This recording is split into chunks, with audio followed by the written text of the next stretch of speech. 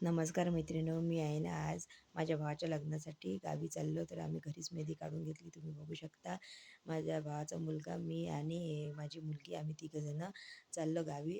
सकाळी आहे ना आम्ही 5 वाजताच नांदुरा पोहोचलो. त्याच्यानंतर आहे ना ॲटोनं माझ्या नणंदबाईच्या घरी गेलो. तिथं गेल्यानंतर तुम्ही बघू शकता आम्हाला किती झोप आलेली होती. डोळे पण कसे सुटलेले माझ्या मुलीचे.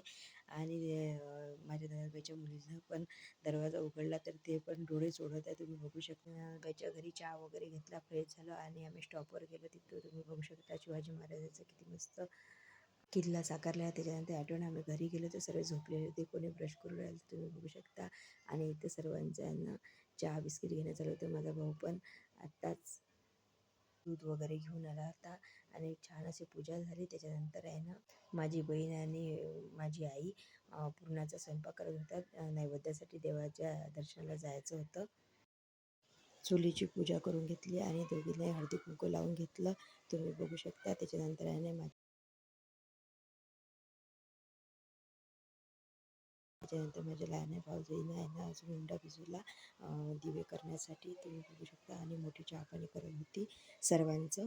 याच्यानंतर आहे ना आम्ही सर्वांनी आहे ना माझ्या भावांनी आणलेला नाश्ता केला. तुम्हाला जर आमचा व्हिडिओ आवडला असेल तर लाईक, शेअर आणि कमेंट करायला विसरू नका.